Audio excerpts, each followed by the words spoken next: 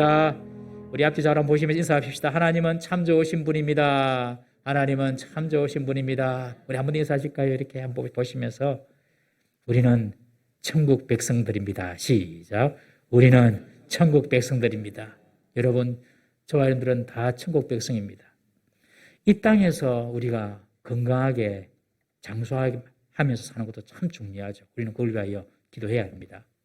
이 땅에서 건강하게 장수하며 사는 것도 참 중요하고 복이지만 여러분, 이 땅의 삶은 다 지나가는 것입니다. 70이요 80, 요새는 100세 시대 한다 하더라도 100세 되더라도 이 땅의 삶은 다 지나가는 것입니다. 여러분, 이 땅의 생명만을 위하여서 우리가 살 수는 없는 것입니다. 여러분, 생명이는요, 이 땅의 생명만 있는 것이 아니라 영원한 생명, 영생이 있는 줄 믿으시기 바랍니다. 영원한 생명이 있으면 영벌이 있어요. 영원한 생명은 천국에서 이루어지고요, 영벌은요 지옥에서 이루어지는 것입니다. 여러분, 예수님께서 공생애를 시작하시면서 첫 번째 선포하신 그의 첫 일성이 뭐였습니까? 회개하라, 천국이 가까웠느니라. 세례요한요 마찬가지로 회개하라, 천국이 가까웠느니라. 여러분, 천국이 있습니다. 우리 저와 여러분들은 천국 백성입니다. 하나님의 백성입니다.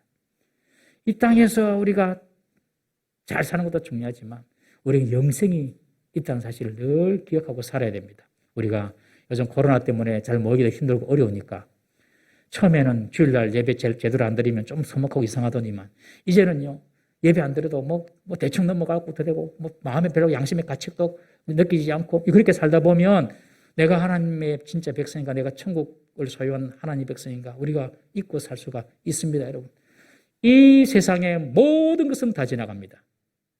우리는 영원한 천국에서 살 하나님의 백성입니다. 이 믿음을 꼭 가지고 이 땅을 살아가는 우리 성도 되기를 주 이름으로 축원합니다.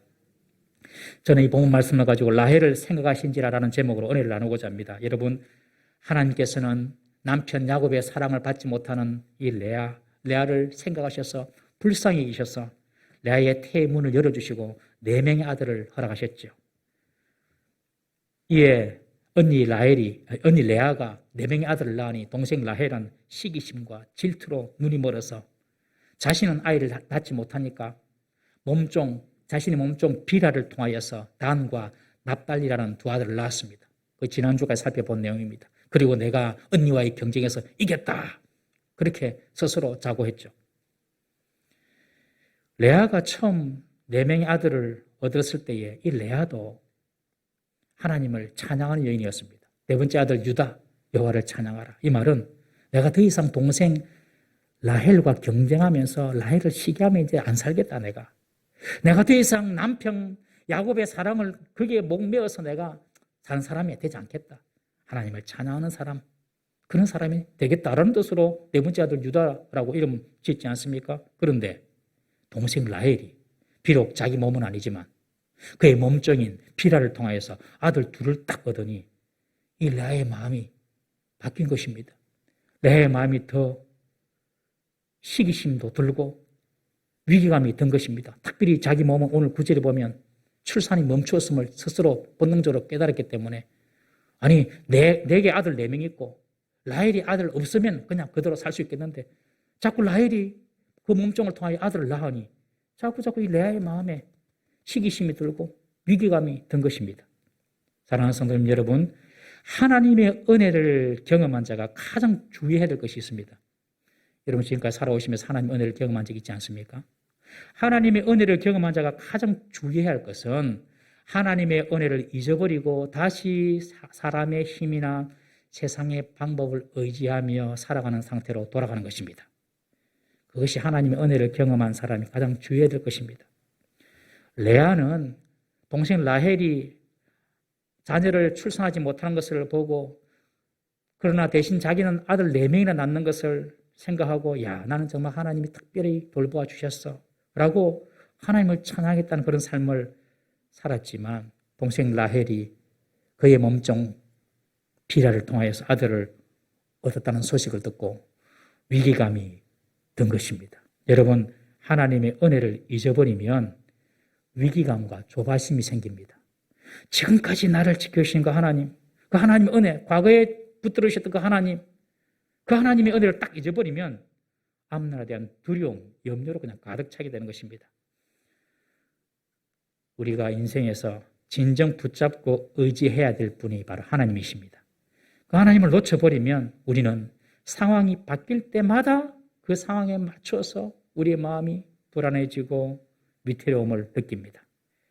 지금까지 베풀으신 하나님의 은혜, 그 하나님을 늘 기억할 때에 장래의 그리고 미래의 불안과 두려움을 이겨나갈 수가 있는 것입니다. 우리 히브리서 13장 5절 말씀 한번 읽어보겠습니다. 히브리서 13장 5절 시작. 돈을 사랑하지 말고 있는 바를 족한 줄로 알라.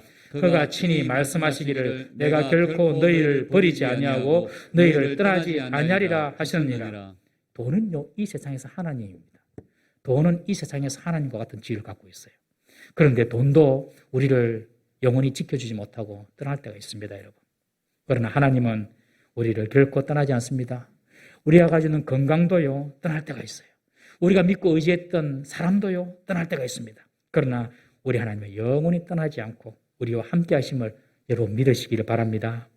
오늘 우리의 마음을 흔드는 두려움과 조급함을 이기는 법이 무엇인가? 그것은 지금까지 우리를 인도하셨고 그리고 지켜주셨고 베풀으신 그 하나님의 은혜를 기억하고 그 신실하신 하나님을 신뢰하는 것, 그것이 바로 지금 우리의 두려움과 조급함을 이기는 비결인 줄 믿으시기 바랍니다. 그러나 레아는 과거에 베풀으신 그 하나님 은혜를 잊어버렸어요. 결국 레아도 자신의 몸종 실바를 통하여서 두 아들 갓과 아셀을 낳습니다. 갓이라는 말의 뜻은 행운이다, 복되다는 뜻입니다. 아셀이라는 말은 기쁨이라는 뜻입니다. 이 레아가 자신의 몸종 실바를 야곱에게 주어서 이제 야곱에게는 아들 8명이 생깁니다. 레아나 라헬이나 그들이 처신하는 행동을 보면 하나님의 뜻을 구하거나 하나님의 방법을 찾는 모습은 전혀 찾아볼 수가 없고 오직 인간적인 방법과 욕심으로 자식만 더 낳으려는 그런 경쟁의 혈안이 된 두 여인을 우리가 봅니다. 여러분, 이런 삶의 방식은 세상 사람들이 살아가는 삶의 방식이지 믿음의 사람들의 삶의 방식이 아닙니다. 이렇게 경쟁적으로 살다 보면 자신의 내적인 질서가 파괴됩니다, 여러분. 내 영혼이 황폐화됩니다. 그리고 분열과 불화만 초래하게 되는 것입니다. 레아도 라헬처럼 아들 낳기 경쟁에서 질 수가 없어서 실바를 야곱에게 주어서 두 아들을 낳게 하는 것입니다. 그런데 가만히 보면 하나님은 이런 사람들조차도 쓰시고 그들의 경쟁의 방법조차 하나님은 12지파를 이루는데 사용하고 계심을 봅니다. 이 여인들 모두 다 허물이 많은 여인들입니다. 레아는 남편의 사랑을 받지 못하는 불완전한 여인이었습니다. 라헬은 자녀를 잉태하지 못하는 불운의 여인이었습니다. 그리고 그녀들의 두 종들 비라와 실바는 신분이 낮은 여종이었고 첩이었습니다. 그런 사람들 속에서 자식이 태어납니다. 모두가 부족한 사람들이었습니다. 자기 본성대로 자기의 이익과 자기의 목적만을 위해서 경쟁하며 사는 사람들이었습니다. 그런데 하나님은 이런 사람들을 통하여서도 이스라엘의 조상이 되는 12아들을 낳게 하시고 이스라엘의 민족의 근간을 만들어 가시는 것입니다. 여러분, 하나님께서 일하시는 방법은요, 도저히 인간적으로 이해할 수 없습니다. 이해되는 것이 이상한 겁니다, 여러분. 예수님의 족보에도 보면 예수님의 그 신성한 족보에 4명의 이방인이 나오죠. 그런데 그 4명의 이방인이 다 문제가 있는 사람입니다. 첫 번째 다말, 라합, 룻, 우리아의 아내 바세바가 나오는데요. 이 다말은 남편과 그 시동생까지 죽게 만든 남편 잡아먹는 그런 여인으로 몰린 여인입니다. 급기야 자기 시아버지 유다와 함께 동침하여서 자식을 이어가는 그런 비운의 여인이었습니다. 라합은 잘 아시는 대로 여리고성의 기생 아닙니까? 룻은 이방인 모압 여인이었으며 우리아의 아내 바세바는 다윗 왕과 불륜을 저지른 여인이었습니다. 이 여인의 삶에도 보면 위대한 면모가 분명히 있겠지만 그러나 전혀 일상적이지 않고 상식적인 삶의 궤도에서 벗어난 슬픔과 고통 그리고 사람들로부터 인정받지 못하는 그런 여인이었다는 것입니다. 그런데 하나님은 그런 여인들도 신성하고 거룩한 예수님의 조상으로 삼으셨다는 것입니다. 여러분, 하나님은 그 어떤 불행한 조건 또는 모자라는 조건 속에서도 당신의 영광을 위해서 그 사람을 사용할 수 있음을 믿으시길 바랍니다. 우리들 어떻습니까, 여러분? 우리가 좀 허물이 있고 부족한다 하더라도 하나님이 사용하시고자 하면은 쓰임받지 못할 이유가 없는 것입니다. 이 여인들 라헬과 레아, 레아와 라헬, 그들이 쓴 인간적인 술수와 방법, 거기에 대한 각자가 대가를 지불해야 하지만 그래도 하나님은 그들을 세상을 구원할 구속사에서 중요한 사람으로 사용하십니다. 이것이 하나님의 놀라운 섭리입니다. 레아와 라헬의 아들만 씁니까? 그들의 몸종인 실바와 비라의 아들도 씁니다. 그들도 다 이스라엘 민족의 조상이 되는 것입니다, 여러분. 여주인의 아들이 아니라도 좋습니다. 하나님이 사용할 수 있습니다. 여종의 자식이라도 좋습니다. 하나님은 그들을 이스라엘의 조상으로 삼을 수가 있는 것입니다. 내가 부모를 잘 만났냐, 잘못 만났냐, 이것 많이 따져요, 젊은이들은. 하나도 중요하지 않습니다, 여러분. 내가 정실 부인의 아들이냐, 아니면 첩의 소생이냐, 이런 것이 인간의 실패와 불행을 좌우하지 못합니다. 내 아버지가 누군지도 모르고 태어날 수도 있습니다. 어찌 하여서 내가 이 땅에 태어났는데 아버지 얼굴도 못 봐. 누군지도 몰라요. 괜찮습니다. 그런 것들이 우리의 미래나 우리의 앞날을, 우리의 운명을 결정지을 수 없습니다. 우리가 하나님의 은총과 은혜 속에 있으면 이런 모든 세상의 조건들이 우리를 지배할 수 없음을 믿으시길 바랍니다. 전 보러 가면, 전 보신 분 있나요? 전 보러 가면 저는 본 적은 옛날에 길거리에서 한번 본 적이 있습니다. 지나가다가 뭐라 하는가 궁금해서 결국에 돈을 달라 해서 그냥 왔습니다만, 점 보러 가면은 점은 보는 게 아니라 빼는 것이라고 분명히 말씀드렸습니다. 점 보러 가면 꼭 묻는 것이 있어요. 항상 과거를 묻습니다. 과거를. 몇 년도 몇 시에 태어났노, 생년월일을 묻습니다. 본이 어디고, 그리고 부모의 고향이 어디고. 왜 부모를 자꾸 묻고 조상을 묻느냐 하면 뿌리 없는 나무 없듯이 조상 없는 자손 없다는 것입니다. 그래서 자꾸 조상을 캐물어요. 과거를 물어요. 자꾸 조상을 캐묻다 보면 진짜 조상이 누구입니까, 여러분? 자꾸 조상, 정조, 고조, 할아버지 쭉쭉 올라가다 보면 결국 아담과 하와가 나오는 것입니다. 아담과 하와를 더 거슬러 올라가다 보면 하나님이 나오시죠. 여러분, 그러므로 우리의 인생의 생사화복은 조상에게 달린 게 아니고 하나님께 달린 것인 줄 믿으시기를 바랍니다. 그리스도 안에 있으면 우리는 완전히 새로운 피조물이 되는 것입니다. 우리의 불행, 우리의 행복, 이것들이 과거의 조상이나 내 삶의 환경에 달린 것이 아니라는 것입니다. 절대로 속지 마십시오. 하나님의 은총 속에, 하나님의 은혜 속에 우리가 들어가 버리면 되는 것입니다, 여러분. 레아와 라헬, 그들의 몸종인 실바와 빌하, 전부 다 하자가 있는 여인이었지만 하나님은 그들의 자녀를 통하여서 이스라엘의 12조상을 만들어가고 계시는 것입니다. 14절에 보시면 밀 거둘 때가 되어서 레아의 큰아들 르우벤이 들에서 합한채를 얻어서 그 어머니 레아에게 갖다 주었다고 합니다. 밀 거둘 때라는 것은 이제 보리수확을 시작하여서 밀추수로 맞춰지는 약 5월 중순 정도의 시간인데, 그때는 합한채라는 열매가 물어있는 때라고 합니다. 합한채. 이 합한채라는 말의 뜻은 합한다, 기쁘다, 기쁨을 합한다는 뜻입니다. 이 합한채라는 그 열매는요, 팔레스틴 들판에서 자라는 감작과에 속하는 식물이라고 하는데, 그 당시 사람들은 이 합한채를 강장제나 임신 촉진제로 여겼습니다. 그거 먹으면 임신 안 하는 사람 임신한다, 그렇게 믿었어요. 그래서 이 르우벤이 그 어머니에게 합한채를 갖다 주는 것입니다. 왜요? 르우벤이 맨날 보았거든요. 이 큰아들 르우벤이, 레아의 아들 큰아들 르우벤이 레아와 자기 이모 라헬 사이에 자식 낳는 경쟁에 빠져가지고 막 치열한 것을 보았거든요. 그리고 이미 어머니 레아는 이제 단산한 몸이 되어가지고 아기를 더 낳을 수 없는 것까지 아는 거예요. 그래서 어머니 이 먹고 힘내시라고. 참 르우벤이 효자입니다. 이 르우벤이 보면요, 정말 효자예요. 나중에 합한채를 갖다 줍니다, 엄마에게.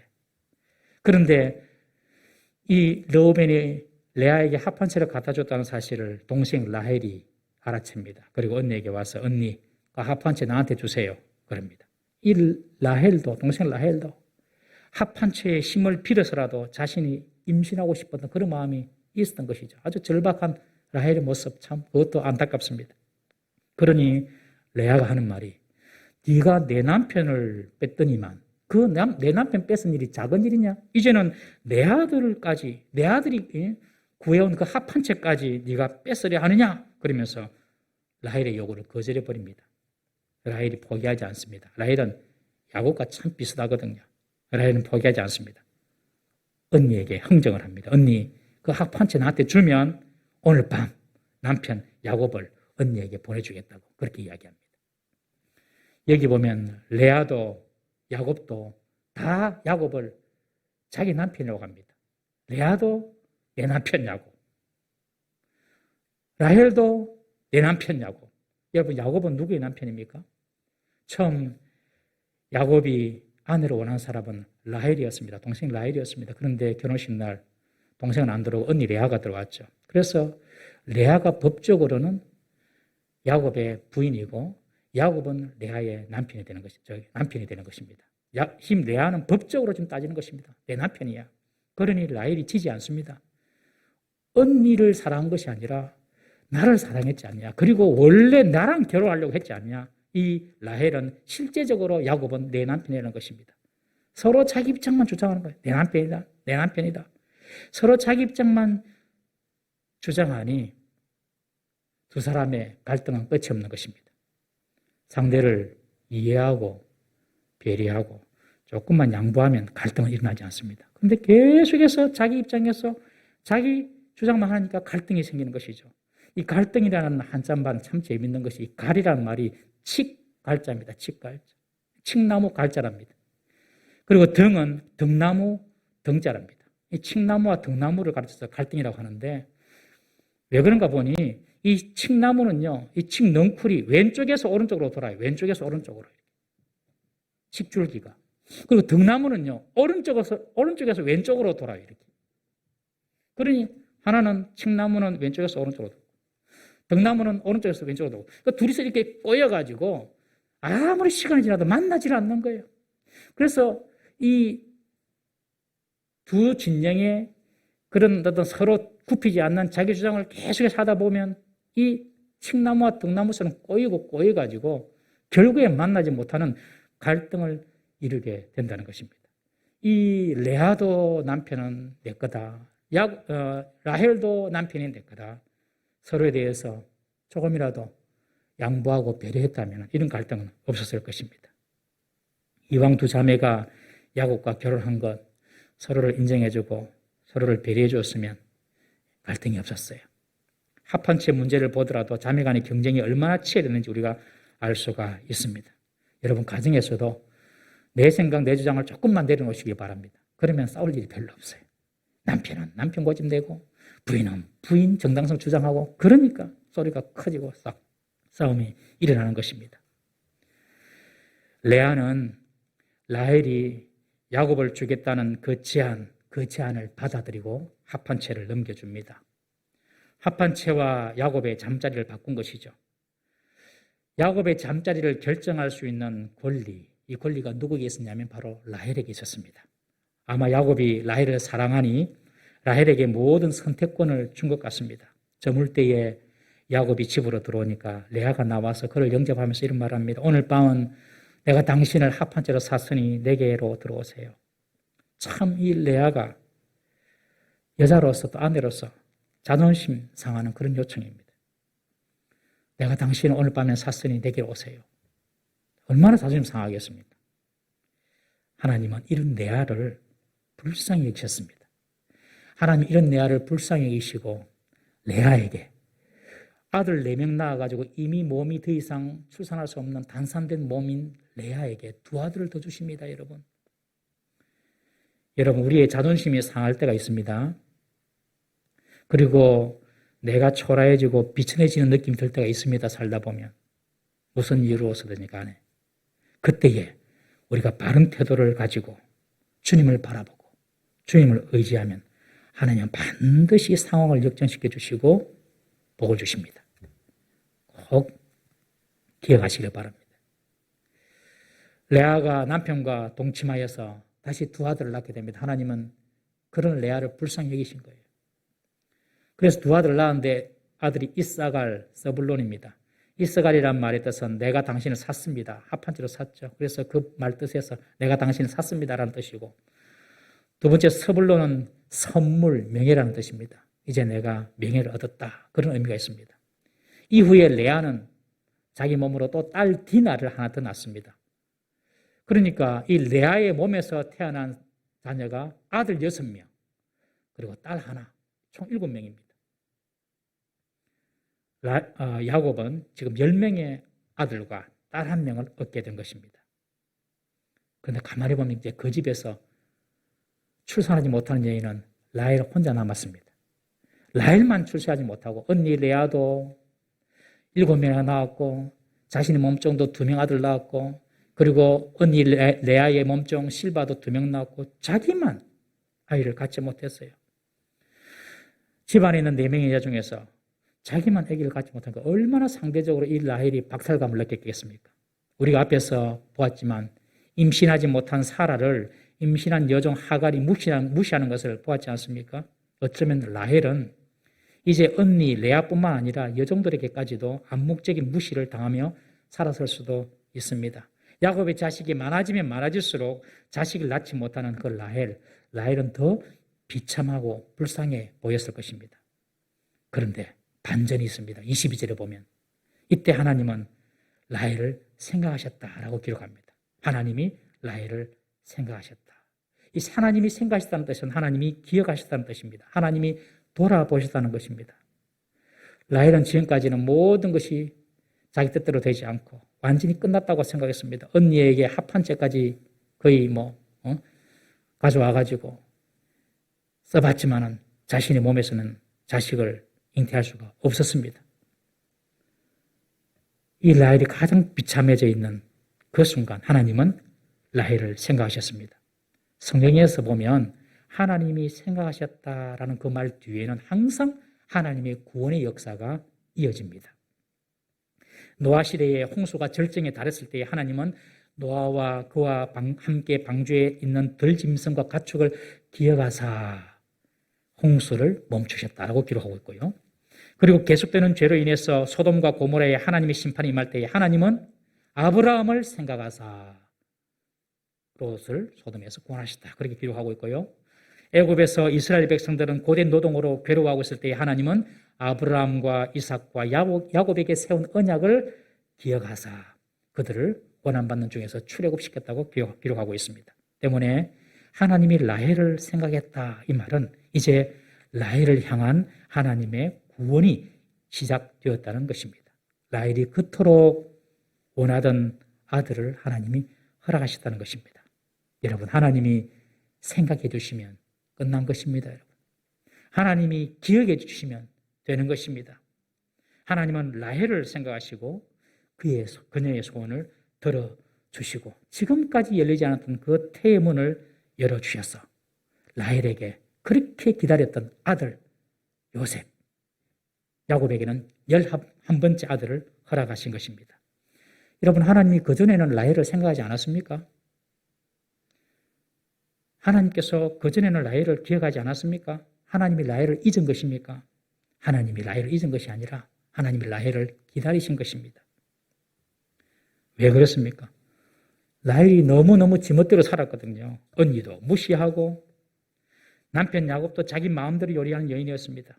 나에게 아들을 낳지 못하게 하거든. 나 이제 죽어버릴 거야. 이런 말도 하고 오늘은 언니 방에 가라. 이런 말도 하고 남편 야곱을 그냥 좌지우지하며 살았던 이 여인이었습니다.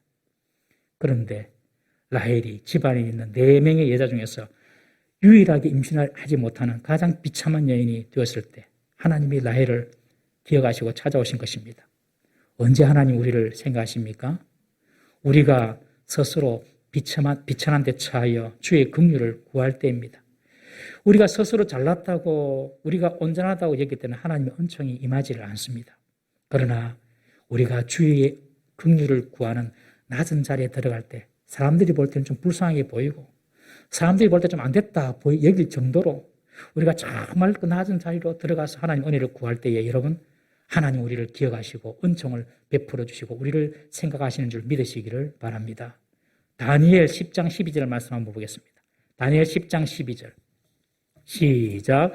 그가 내게 이르되 다니엘아 두려워하지 말라. 내가 깨달으려 하여 내 하나님 앞에 스스로 겸비하게 하기로 결심하던 첫날부터 내 말이 응답받았으므로 내가 내 말로 말미암아 왔느니라. 여기 보시면 천사 가버리 다니엘에게 하는 말입니다. 다니엘이 하나님께로부터 받은 묵시의 말씀을 깨닫기 위하여서 야, 내가 하나님 뜻을 깨달아야 되겠다. 그래서 그가 결심한 것이 뭐냐면 내가 하나님께 더 스스로 겸비하게 내 자신을 낮춰야 되겠다. 하나님 앞에서 내가 더 겸손하게 내 자신을 낮춰야 되겠다. 결심했습니다. 다니엘이. 결심하고 기도할 때에 뭐라고 말합니까? 내 말이 응답받았다. 내가 네 말로 말미암아 왔다. 여러분, 우리가 스스로 자신을 낮추고 겸비한 마음으로 하나님께 기도할 때에 그때 하나님께서 우리의 말을 들으시는 줄 믿으시기 바랍니다. 우리가 아무리 기도를 해도 기도 응답이 없습니까, 여러분? 높은 마음을 가지고 기도하기 때문에 안 되는 거예요. 내가 겸손하기로 작정하고 겸비하게 작정하고 나를 완전히 낮추고 그때 내 입에서 열어서 하나님께 드리는 기도, 주님께서 내가 네 말을 들었다. 첫날부터 네가 스스로 겸비하게 하기로 결심하던 첫날부터 내 말이 응답받았다. 여러분, 다니엘처럼 겸손할 것을 결심할 수 있어야 될 줄로 믿습니다. 그때 하나님이요 생각해 주십니다. 주님이 기억해 주시고 생각해 주신 사람은요 자신의 비참함을 알고 늘 겸손함으로 깨어있는 사람입니다. 그런 자들을 주님께서 기억하시고 생각해 주십니다. 라헬은 요셉을 낳고 난 뒤에 하나님이 이 요셉을 주셨다. 이것을 깨달았어요.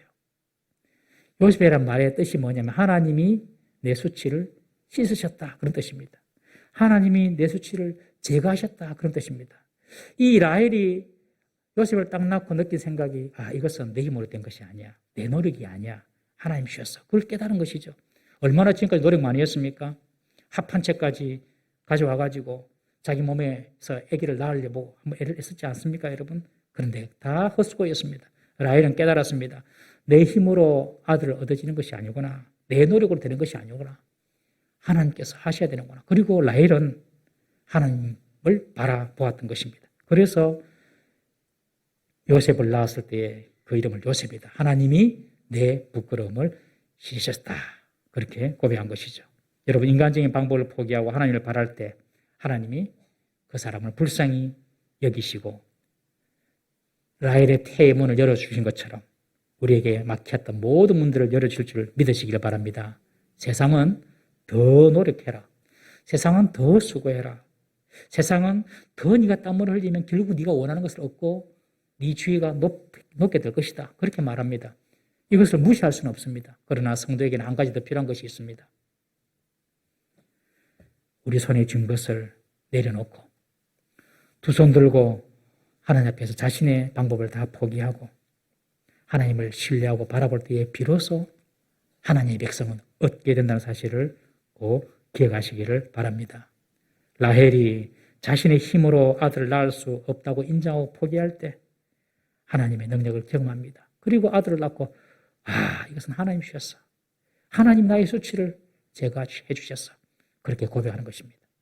이 요셉이라는 말의 뜻은요, 첫 번째 씻다라는 말도 있고 두 번째는 더하다라는 말도 있습니다. 이 말은 이 라헬이 요셉을 낳으면서 하나님이 내 수치를 씻어주셨구나 이런 생각과 함께 하나님 앞에 하나님 하나 더요 그렇게 요구한 거예요. 하나님 하나 더 주세요. 이 라헬의 요구대로 실제로 훗날 라헬이 마지막 12번째 아들 베냐민을 낳음으로 그녀의 소망은 성취가 됩니다. 여러분, 우리가 레아와 라헬의 그 출산 경쟁을 보면서 정말 느끼는 것이 자신들이 경쟁해서 자식을 많이 낳은 것이 아니라 내 열심히 있어서 자식을 많이 낳은 것이 아니라 그들에게 자식이 낳게 된 것은 하나님의 긍휼과 하나님의 주권 속에 있었던 일이라는 사실을 우리는 인정하지 않을 수가 없습니다. 처음 레아가 야곱의 사랑을 받지 못했을 때에 하나님께서는 레아를 불쌍히 여기셔서 내 아들을 주셨지 않습니까? 합한 채로 야곱을 사야 하는 그런 레아의 서글픈 형편을 보고 하나님은 이미 레아의 태문이 닫히고 생물학적으로는 출산이 멈춘 그런 몸이지만 레아에게 두 아들을 주시고 또 딸까지 주시지 않았습니까? 그리고 세 명의 여인 가운데 둘러싸여서 온갖 노력을 해도 잉태하지 못한 유일한 불임의 여성이었던 이 라헬도 하나님이 생각하사 하나님이 기억하사 그의 태의 문을 열어주시고 결국 요셉을 낳게 하신 것 아닙니까? 사랑하는 성도님 여러분, 주님께서 우리를 생각해 주시면 모든 막힌 것이 열려지게 될 줄 믿으시기를 바랍니다. 주님이 우리를 기억해 주시면 여러분 됩니다. 주님이 나를 생각해 주시면 됩니다. 우리의 평생 기도 제목이 뭐가 돼야 됩니까? 주님 나를 생각하여 주옵소서. 주님 나를 기억하여 주옵소서. 주님 나를 불쌍히 여겨 주옵소서. 그것이 우리 평생의 기도가 되어야 됩니다. 예수님께서 십자가에 달려 돌아가실 때 양좌우편에 두 명의 강도도 함께 달렸습니다. 그 중에 한 강도는 예수님께서 정말 메시아다, 예수님께서 정말 그리스도다 이 사실을 발견하고 그가 마지막 죽어가면서 예수님께 부탁한 말씀이 있습니다. 누가복음 23장 42절 43절 우리 두 말씀 읽어보겠습니다. 시작.